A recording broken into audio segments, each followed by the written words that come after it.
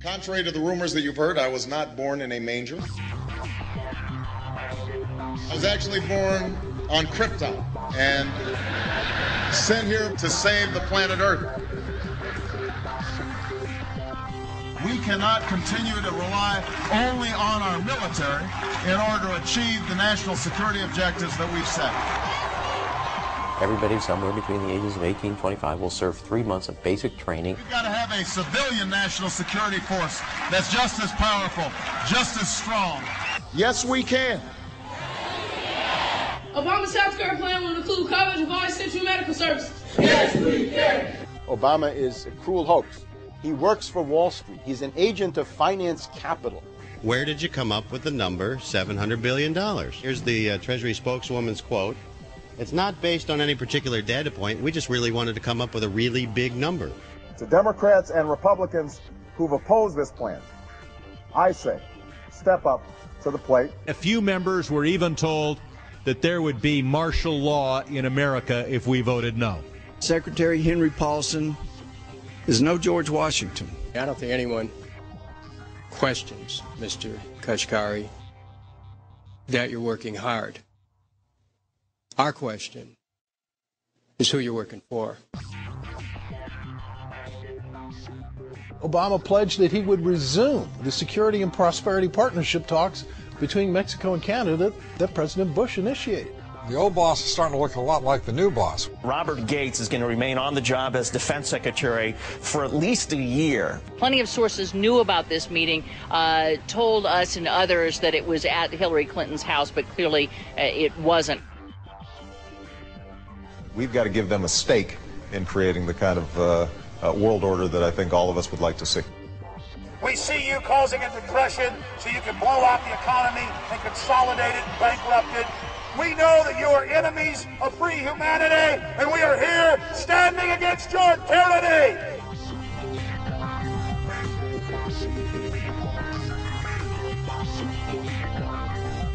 The Obama deception. The truth strikes back.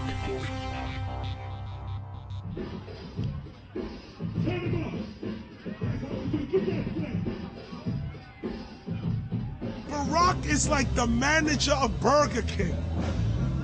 All presidents are, including Bush. It's like this. When your fries are cold, if your burger is not done right, you go back to Burger King, America, or your government, and you say, my burger's cold. I want new fries. First, you go to the cashier. That's the courts. You argue to the courts. The courts, if you can't get no justice with the cashier, you say, let me see the manager. I want to go to the Supreme Court. I want to see the president. The manager comes out. Hi, what can I do for you? Now the manager can override the decisions of the cashier, but you never get to see the franchise owner of Burger King. If you really have a problem with your burger, you need to go see the franchise owner. We need to go to the top or to the bottom. We need to go to where the real architecture of government is. And it's not in a president. It's in a global scheme. Politics in America today is identical to pro wrestling. And what I mean by that is, in front of the cameras and the public, we all hate each other.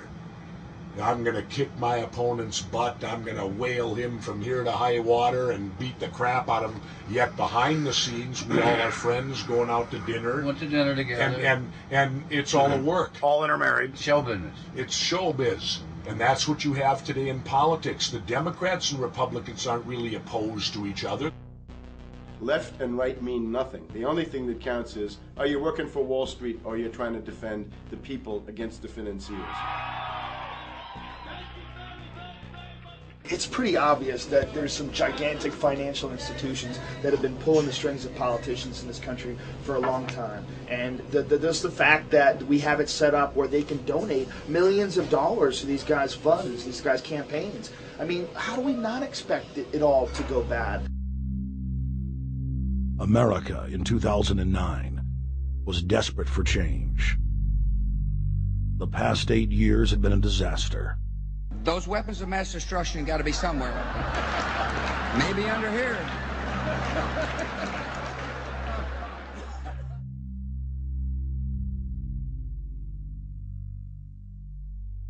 George W. Bush, who had claimed to be a conservative, had tripled the size of the federal government, shredded the Constitution, and destroyed the image of the United States worldwide. Nope, no weapons over there. Endless wars, over 1 million dead Iraqis, and more than 5,000 dead U.S. troops. The Patriot Act, warrantless domestic wiretapping and spying, the end of Posse Comitatus, the rise of the treasonous North American Union, a deepening recession sliding towards total economic collapse. These factors and other abuses had the American people in a state of panic for their future and the very existence of the United States. The elite were in trouble. The people were beginning to see through their facade, past their front man, and to the ruling elite behind the throne. For the first time in U.S. history, both parties were universally hated. Congress had a 9% approval rating. The globalist agenda had stalled.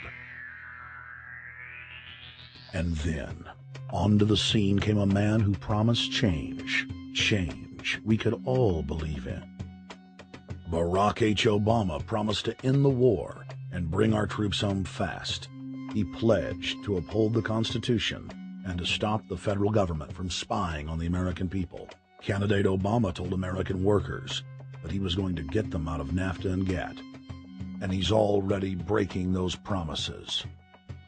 In this film, we will prove that Obama says one thing and does another, and that he works for the very same elite interests that Bush served, the very interest engineering the financial collapse and formation of a dictatorial world government. This film is not about left or right. It is nonpartisan. Our past documentary films are among some of the most damning indictments of George W. Bush and his administration that have ever been made.